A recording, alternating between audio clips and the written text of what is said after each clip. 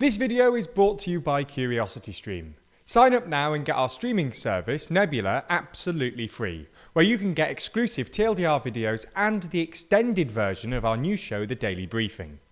While the media often focuses on the developments in the House of Commons, it's important to remember that the House of Lords does actually have an important role in the legislative process. In fact, they're able to disagree with the House of Commons and try to push them into dropping problematic pieces of legislation. So we thought it would be worth going through exactly how they do this and then which bills they're currently disagreeing with.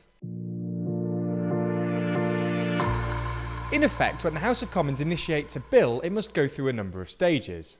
Once the Commons are all happy with the bill, it passes through to the House of Lords for them to do basically the same. The House of Lords, though, are likely to make amendments and changes to the bill. Then, once a bill finishes in the House of Lords, it goes to the consideration of amendments, which is the negotiating period between the Commons and the Lords, where they try to agree on the final wording of the bill. Even a considerably simplified flowchart trying to explain this back and forth process looks quite confusing, so let's break it down. The Commons have 4 options when it comes to what to do with the amendments proposed by the Lords. They can either, number 1, agree with the amendment, number 2, agree to the amendment with an additional amendment, number 3, disagree to the amendment and explain why, or number 4, disagree to the amendment and offer an amendment in lieu. If the amendment is agreed to, then the issue is resolved. If the Commons decides on any of the other options, though, then it goes back to the House of Lords, who have 5 options. Number 1, just accept what the Commons have proposed. Number 2, offer another amendment instead of the ones the Commons didn't like. Number 3, insist on an amendment and give a reason why. Or number 4, disagree with the new amendment proposed by the Commons and give a reason. And finally, number 5, propose amendments to the new amendment proposed by the Commons. Okay, that is quite a lot, I accept. Let's break this down a bit more. If the Lords choose anything except option 1, then the bill goes back to the Commons and the Commons and Lords can go round and round and round like this. If one House insists on the inclusion or exclusion of a specific amendment twice without offering or agreeing to any edits, then this basically means deadlock, and this is known as a double insistence. If neither House backs down, then the bill is lost when Parliament is prorogued, unless carryover legislation is passed. This is what happened in 2016 with the Police and Crime Bill. Now, the reason we're bringing this up now is because the Queen's speech, which signifies the start of a new parliamentary session, is currently scheduled for May the 10th. This means that bills sitting in Parliament have until May the 10th at the latest to make it through both houses. So we're going to have a look at 2 bills which are still in consideration of amendments. Number 1, the Nationality and Borders Bill, and number 2, the Police, Crime, Sentencing and Courts Bill. Let's start with the Nationality and Borders Bill. Currently, the Commons is considering amendments from the Lords for the first time.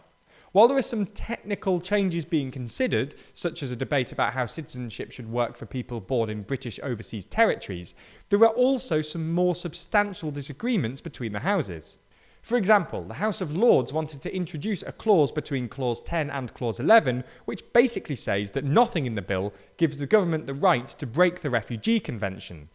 Incidentally, the Lords wanted this placed right before the government went on to discuss the new way in which they would treat refugees. The Commons responded by disagreeing to the amendment, explaining that they did so because the Commons considers that the provision of Part 2 are compliant with the Refugee Convention, and that it is therefore not necessary to provide expressly that this is so. As we explained in the original video we made on the Nationality and Borders Bill, one of the most controversial elements of the bill was the fact that the government had planned to split asylum seekers into 2 different categories. The first were people who made their own way to the UK, and they'd be given an inferior form of protection with more limited rights compared to those who arrived through the government-sanctioned routes. These would make up the second group. The House of Lords, though, have proposed a 4-word amendment. Leave out Clause 11. Unsurprisingly, the government rejected the amendment, arguing that the Commons considers it should be possible to accord different treatment to refugees depending on whether they've complied with the criteria set out in Clause 11. The House of Lords also tried to insert a new clause which stipulates that the UK must take in at least 10,000 refugees a year. Again, the Commons disagreed to this as they, quote, do not consider it appropriate. The Lords and the government clearly don't agree on the bill. The government aren't giving up on this bill though, which is why they've successfully extended the bill past when it would naturally expire, as you can see in this clip. Now I know what an umpire at Wimbledon feels like, but I think we'll leave it there and move on to the next business, and it's the carry over motion, and I call the Minister to move the motion. The question is as on the order paper. Nobody indicating to speak, so I'll put the question. The question is as on the order paper. May I please say aye? Aye. Contrary, no. I think the ayes have it. The ayes have it. Programme motion to be moved formally.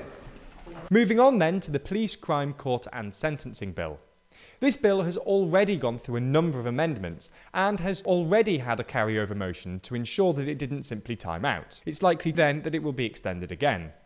In the last round of amendments, the Lords have tried to remove some of the most controversial parts of the bill. Most notably, the part of the bill that places restriction on protests if they cause too much noise. Predictably, the Commons disagree, arguing that it is appropriate for the police to be able to attach conditions to a public procession where the noise generated by persons taking part in the procession may result in serious disruption.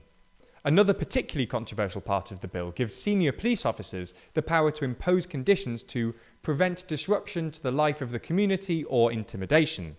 This power includes the ability to prevent people from assembly. The Lords are now trying to stipulate what said disruption actually is, taking the power away from the Secretary of State. All in all, while both bills will probably make it onto the statute book eventually, behind the scenes the Lords are doing everything within their constitutional power to moderate them appropriately. If you want to be updated on the battle between the two houses as it continues to play out, then you should subscribe to the Daily Briefing, our show where we break down 5 stories you need to know about in just 5 minutes. Kind of like your daily news vitamins to get you in the know. If you're interested, you can watch the Daily Briefing YouTube channel or listen by searching for the podcast. But if you want the extended version of the show, that's an extra 10 minutes every day and an ad-free experience, then you'll need to sign up to our streaming service Nebula. There you'll also find exclusive TLDR videos which never make it to YouTube, and all our latest videos ad-free. Now, if you're interested, I have good news because we've partnered with CuriosityStream, the home of the best documentaries online. Thanks to them, you can get both streaming services, CuriosityStream for the docs and Nebula for the bonus TLDR, for less than $15 a year. That's a wild deal and a 26% discount on their already low price. So get yourself a ton of documentaries and exclusive content from your favourite creators, including the Daily Briefing Extended Edition, by signing up with the link below. Thanks for your support.